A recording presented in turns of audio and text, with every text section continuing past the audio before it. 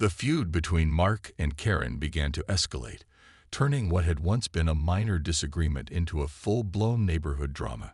Karen wasn't the type to let things slide, especially when she felt her comfort was being compromised. Every night, as the frogs sang their chorus, Karen grew more frustrated. She started keeping track of how many hours of sleep she lost, jotting down notes in a little notebook she carried everywhere. To her, this wasn't just about noise. It was personal now. Her first step was to file an official complaint with the HOA board. Armed with printed documents and highlighted sections from the community guidelines, she argued that Mark's pond violated noise ordinances. "This isn't livable," she declared during one heated meeting. "No one should have to endure this kind of disturbance." The other members of the board listened politely but ultimately sided with Mark.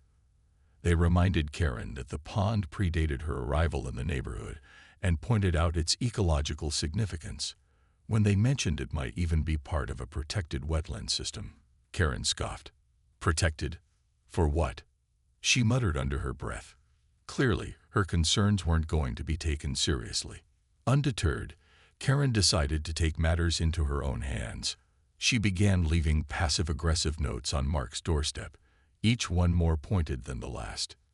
"Dear neighbor," one read, "I hope you're enjoying your evenings. Some of us aren't so lucky." Another simply said, "Frogs don't belong in neighborhoods." Mark found these notes amusing at first, shaking his head at Karen's antics. But as they piled up, he realized she wasn't going to stop anytime soon. He tried to reason with her, offering compromises to ease the tension. He suggested installing soundproof barriers around her backyard or planting tall shrubs to muffle the noise. Karen dismissed every idea, insisting there was only one solution: getting rid of the frogs entirely. As the weeks went by, Karen's frustration boiled over into outright hostility. She stopped waving when she saw Mark in the driveway. She glared at him during HOA meetings, making snide remarks whenever he spoke. Her behavior alienated some of the neighbors, who found her fixation on the frogs excessive. Still, Karen refused to back down. In her mind, she was fighting for her right to peace and quiet, a battle she couldn't afford to lose. Late one evening, while Mark was out running errands, Karen made her move. She slipped into his yard under the cover of darkness, carrying the container of chemical pellets she purchased online. The label promised quick results against unwanted pests, like algae, mosquitoes, and, she hoped, frogs. Without hesitation, she sprinkled the pellets into the water, watching as they dissolved and spread through the pond. A satisfied smirk crossed her face as she imagined the silence that would greet her the next morning. What she didn't know was that her actions would set off a chain reaction far beyond anything she could have anticipated. By the time Mark returned home, the damage was already done. Karen retreated to her house, confident that her problem was solved. But as dawn broke, the true cost of her decision would become painfully clear, not just to Mark, but to the entire neighborhood. Mark Thompson lived a quiet life in a suburban neighborhood, where every day felt like a scene from a postcard. His home wasn't extravagant, but it had one feature that made it special: a small pond tucked away in the backyard. The pond wasn't just a decorative water feature. It was alive, buzzing with activity and energy. Fish swam lazily beneath its surface, their scales catching the sunlight as they darted between rocks. Dragonflies hovered above, their iridescent wings shimmering like tiny jewels. And then there were the frogs. Oh, the frogs. They added music to the evenings, their rhythmic croaks blending seamlessly with the rustling leaves and chirping crickets. To Mark, the pond was more than just part of his property. It was his sanctuary. After long days at work, he would sit by the edge of the water with a cup of coffee, watching the world unfold in miniature before him. It was calming, almost meditative. He loved how the frogs seemed to have personalities of their own. Some were bold, leaping fearlessly onto nearby rocks. Others were shy, hiding among the reeds until they felt safe enough to peek out. The pond brought him joy, peace, and a connection to something bigger than himself. But not everyone shared Mark's affection for the little ecosystem thriving in his backyard. Karen Hargrove, his next-door neighbor and the self-appointed queen of the Homeowners Association, HOA, had opinions, and she wasn't shy about sharing them. Karen was known for her strict rules and no-nonsense attitude. She prided herself on keeping the neighborhood pristine and orderly. To her, perfection meant manicured lawns, matching mailbox colors, and absolutely no noise after sunset. So, naturally, the frogs became a problem, or so she thought. Karen started casually mentioning the frogs whenever she ran into Mark. At first, it was subtle. "Those frogs sure are loud tonight," she'd say with a tight smile during their brief encounters. But soon, her comments grew sharper. "You know, Mark, I can barely sleep with all that racket coming from your yard." Mark listened politely, nodding along, but he didn't take her complaints too seriously. After all, what could he do? Frogs weren't exactly pets you could train to be quieter. As weeks turned into months, Karen's irritation escalated. She began showing up unannounced, standing on Mark's porch with a clipboard in hand, demanding action. "This isn't just about me," she insisted one afternoon, her voice rising slightly. "Other neighbors are complaining too. Don't you think it's time to address this issue?" Mark tried to explain that the frogs were simply doing what frogs do, living, breathing, and contributing to the natural balance of things. But Karen wouldn't hear it. To her, the frogs were nothing more than pests ruining her perfectly curated lifestyle. What neither Mark nor Karen realized was that the pond wasn't just Mark's private retreat. It was part of a larger wetland system protected by state law. These wetlands played a vital role in filtering rainwater, supporting wildlife, and maintaining ecological harmony. While Mark cherished the pond for its beauty and serenity, Karen saw only an obstacle to her vision of suburban perfection. And as tensions simmered between them, neither could predict how far Karen would go to silence the frogs, or the chaos that would follow. The media frenzy surrounding the poisoned pond only grew louder as days passed. Reporters camped out near Mark's house, eager to capture every new development in the case. Neighbors whispered behind closed doors, speculating about who could have committed such a senseless act. Karen, meanwhile, seemed oddly unfazed by the attention. She went about her daily routine as if nothing had changed, occasionally offering snide remarks to anyone who dared ask about the incident. One reporter, Lisa, wasn't satisfied with surface-level gossip.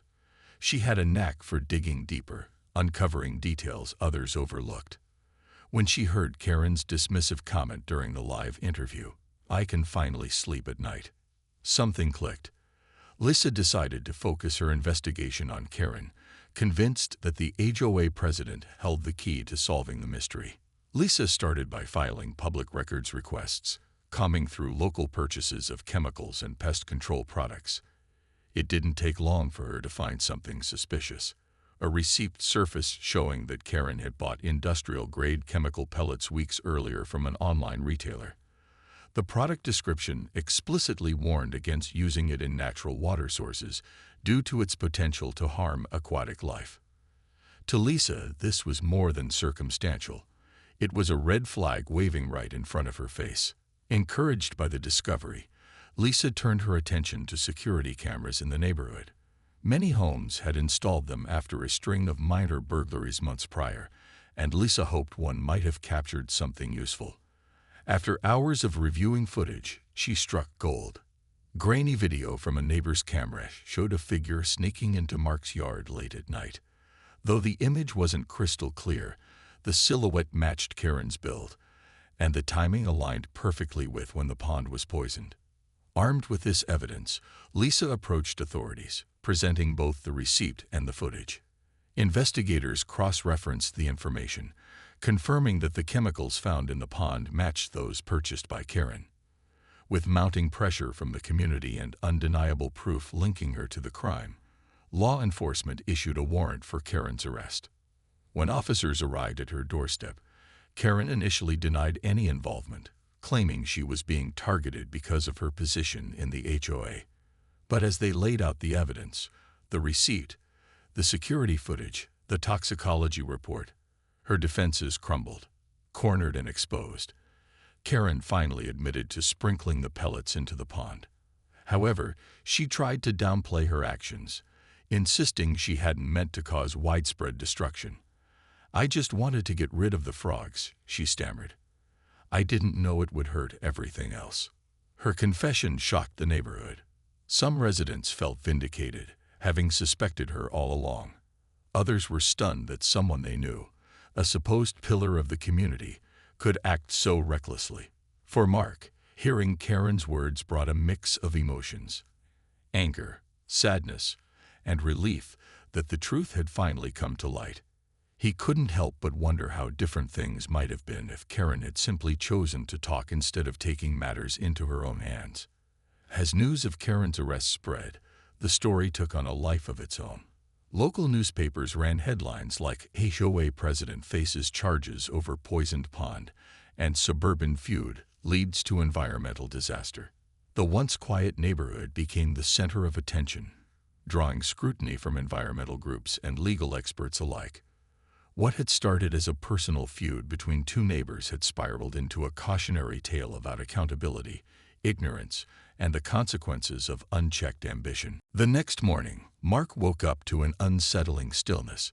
It wasn't the usual quiet that came with dawn, but something heavier, emptier. He walked outside, expecting to hear the familiar sounds of life around his pond. The gentle plop of frogs jumping into the water, the rustle of reeds swaying in the breeze, or even the occasional splash of a fish breaking the surface. But there was nothing. Just silence. As he approached the pond, his stomach tightened. Something was wrong, terribly wrong. The water looked different, almost sickly. A strange greenish tint clouded its once clear surface, and an unnatural stillness hung over it. Then he saw them. Dozens of frogs lay motionless, their bodies floating like tiny islands on the water. Some were belly up, their legs splayed awkwardly. Others clung limply to rocks or plants, as if frozen mid-leap. Fish floated nearby, their gills no longer moving. The vibrant ecosystem that had thrived just hours earlier was now eerily lifeless. Mark's heart sank. He knelt by the edge of the pond, staring at the devastation before him. His mind raced with questions. What had happened? How could this have occurred overnight?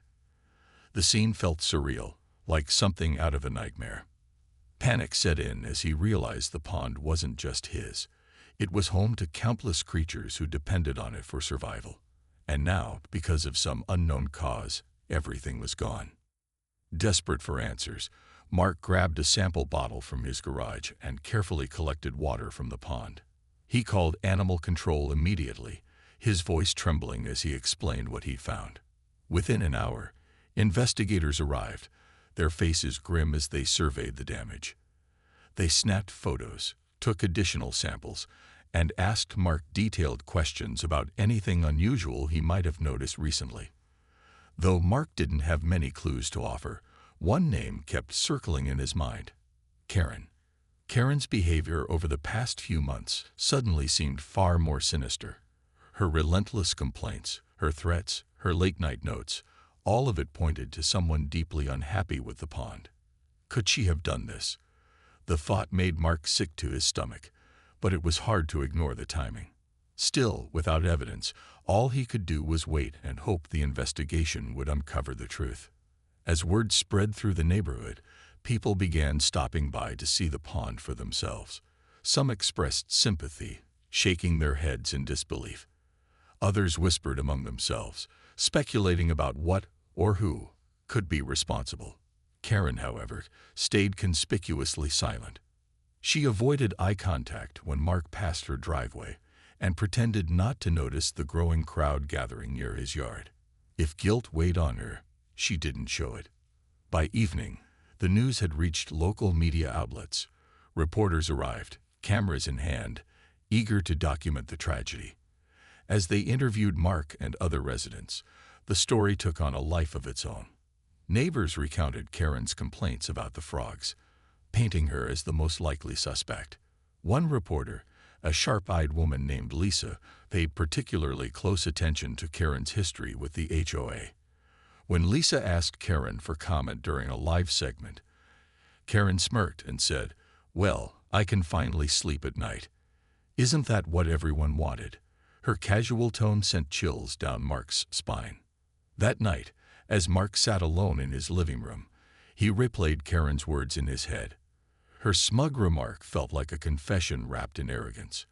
But proving it would require more than suspicion. It would take solid evidence. Little did Mark know, that evidence was closer than he thought, waiting to be uncovered in the form of receipts, security footage, and a trail of careless decisions. Months passed, and the pond slowly transformed from a lifeless, murky pool into a thriving haven of activity once again. Mark, along with a team of volunteers, worked tirelessly to restore its natural balance. They planted native reeds and cattails along the edges, their roots weaving together to stabilize the soil and filter pollutants from the water. Beneath the surface, aquatic plants began to flourish, creating hiding spots for fish and tadpoles. The air buzzed with dragonflies returning to their old territory, while birds perched on nearby branches, chirping melodies that harmonized with the gentle rustle of leaves. But perhaps the most heartwarming sign of recovery was the return of the frogs.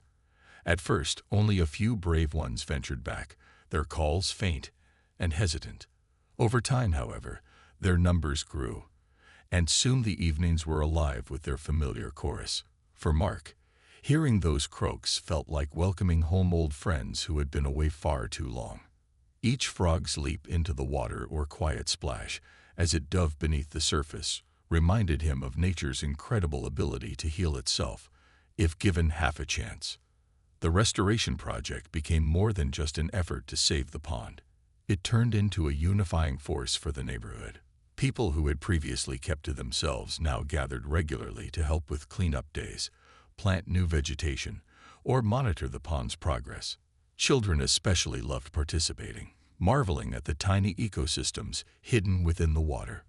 Parents watched proudly as their kids learned about biodiversity and conservation, sparking curiosity and respect for the environment. The pond had become a shared treasure, a symbol not only of resilience but also of community spirit. As word spread about the pond's revival, local officials took notice. Inspired by the success story, they implemented stricter protections for wetlands throughout the area. Signs were erected around Mark's Pond, clearly marking it as a state-protected wetland and warning against any unauthorized interference. Pamphlets explaining the importance of these habitats were distributed to residents, emphasizing how vital they were for filtering rainwater, supporting wildlife, and maintaining ecological harmony. The tragedy had sparked meaningful change, ensuring that other wetlands would be better safeguarded in the future. Despite the progress, Karen remained largely absent from the neighborhood. After her sentencing, she withdrew from public life, rarely seen outside her home. Her once imposing presence was replaced by an awkward silence whenever her name came up in conversation. Some neighbors pitied her, recognizing that her actions stemmed from ignorance rather than malice. Others, however, struggled to forgive her, viewing her behavior as selfish and destructive. Regardless of opinions, one thing was certain. Karen's downfall served as a cautionary tale about the dangers of prioritizing personal comfort over collective responsibility. For Mark, the experience reinforced his commitment to environmental stewardship. He began hosting workshops in his backyard, inviting experts to teach neighbors about wetland ecology and sustainable practices. Topics ranged from identifying invasive species to building rain gardens that mimicked natural filtration systems. These sessions drew crowds, proving that the community's newfound appreciation for nature wasn't fleeting. It was here to stay. One evening, as Mark stood by the pond watching fireflies dance above the water, he reflected on everything that had transpired. The journey had been painful, filled with loss, anger, and frustration. Yet out of that darkness emerged something beautiful, a deeper connection between people and the land they shared. The pond wasn't just his anymore. It belonged to everyone. And as the frogs sang their nightly song, their voices carried a message of hope, renewal, and the enduring power of nature to overcome even the greatest adversity. The aftermath of Karen's actions left a lasting mark on the neighborhood, shaping it in ways no one could have predicted. For Karen herself, the consequences extended far beyond legal penalties and public humiliation.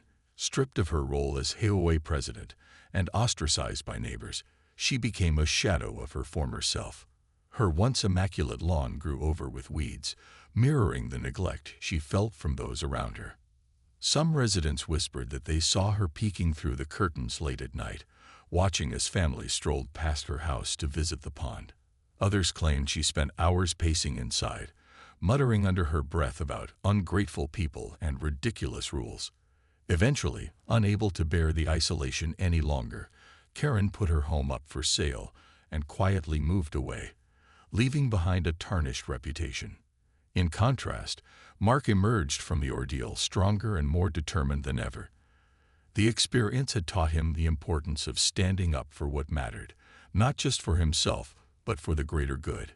He continued hosting workshops and educational sessions, using his backyard as a classroom to teach others about wetlands and their critical role in maintaining ecological balance. His passion was contagious, inspiring even skeptics to take an interest in conservation. One neighbor, a retired teacher named Mrs. Peterson, began leading school field trips to the pond, showing children how ecosystems worked and why every creature, no matter how small, played a vital part. Another resident started a community garden nearby, incorporating native plants to attract pollinators like bees and butterflies. Slowly but surely, the neighborhood transformed into a model of environmental awareness. Local officials also took note of the changes, recognizing the value of protecting natural spaces. They introduced stricter regulations to safeguard wetlands across the region, ensuring incidents like Karen's wouldn't happen again. Fines for illegal dumping or tampering with protected areas were increased, and regular inspections were scheduled to monitor compliance. Educational campaigns popped up around town, highlighting the benefits of preserving wetlands, from reducing flood risks to supporting biodiversity. Even the local library hosted events featuring guest speakers who talked about sustainability and eco-friendly practices. What had started as a tragedy turned into a catalyst for positive change, uniting the community in shared purpose. Still, reminders of the past lingered. The pond bore scars from the poisoning, though they were fading with time. Mark often pointed out these signs during his workshops, explaining how human interference could disrupt delicate ecosystems. "This is why we need to protect places like this," he'd say, gesturing toward the water. "It's not just about frogs or fish, it's about everything connected to them.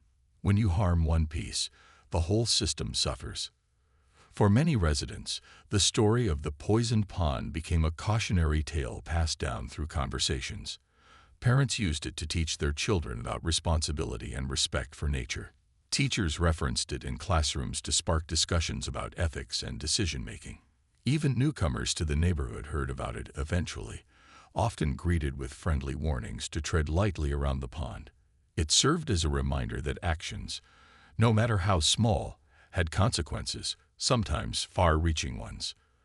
As months turned into years, the pond thrived once again, its waters clear and teeming with life. Frogs sang louder than ever, their calls blending seamlessly with the laughter of children playing nearby. Fish darted beneath the surface, while dragonflies zipped overhead, casting fleeting shadows on the ground. The pond wasn't perfect. It never would be. But it was alive, resilient, and cherished by all who visited. And though the memory of Karen's misdeeds remained, it no longer cast a dark cloud over the community. Instead, it stood as proof that mistakes could lead to growth, healing, and a renewed commitment to protecting the world we share. Years had passed since the pond was poisoned, and life in the neighborhood had settled into a rhythm far different from what it once was. The scars of the past still lingered faintly, like ripples on calm water, but they no longer defined the community. Instead, the pond, and everything it represented, had become a symbol of resilience, unity, and hope. Mark stood by the edge of the water one crisp autumn morning, watching as sunlight filtered through the trees, casting golden reflections on the surface. It was hard to believe this serene scene had once been a battleground of sorts, a place where anger and ignorance clashed with nature's delicate balance. Now it was alive again, thriving in ways that inspired everyone who visited. Frogs leaked between lily pads, their calls echoing softly in the cool air. Fish swam lazily beneath the surface, while dragonflies flitted about, their wings catching the light like tiny prisms. Even the birds seemed happier, chirping melodies that blended seamlessly with the gentle rustling of leaves. Children played nearby, tossing pebbles into the water or crouching to examine tadpoles wriggling in shallow pools. Parents sat on benches, chatting amicably as they kept an eye on their kids. The pond had become more than just a natural feature. It was a gathering spot, a classroom, and a sanctuary all rolled into one. Mark often found himself smiling at the sight of families enjoying the space he'd worked so hard to restore. He felt a deep sense of pride, knowing that his efforts hadn't been in vain. The lessons learned from the ordeal stayed with the community long after Karen disappeared from the neighborhood. Her departure left a void, but it also opened doors for new connections and conversations. Neighbors who had once avoided each other now shared stories over coffee or teamed up for volunteer projects. The pond had brought them together, teaching them the importance of working toward a common goal. It wasn't just about protecting nature anymore. It was about fostering relationships and building trust within the community. Local schools continued organizing field trips to the pond, introducing students to its wonders, and instilling in them a love for the environment. Teachers used the story of its near destruction as a teaching tool, encouraging students to think critically about how their actions impacted the world around them. Every choice matters, one teacher told her class during a visit. Even something that seems small can have big consequences, for better or worse. The children listened intently, their eyes wide with curiosity as they scribbled notes and sketched pictures of frogs and dragonflies. For Mark, the experience had changed him in profound ways. He no longer saw himself as simply a homeowner with a backyard pond. He was now an advocate, educator, and steward of the land. His workshops grew increasingly popular, drawing participants from neighboring towns eager to learn about conservation. People admired his dedication, often calling him the heart of the pond. But Mark didn't seek recognition. He did it because he believed deeply in the cause. Every time he heard the frogs' evening chorus, he felt a renewed sense of purpose. As dusk settled over the neighborhood, Mark lingered by the water, listening to the familiar sounds of life returning home. The frogs' calls were louder now, richer and fuller than ever before.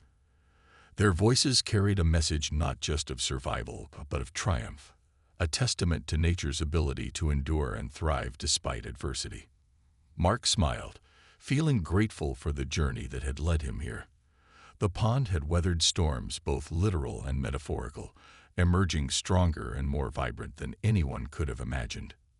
Though memories of Karen's actions still lingered, they no longer cast a shadow.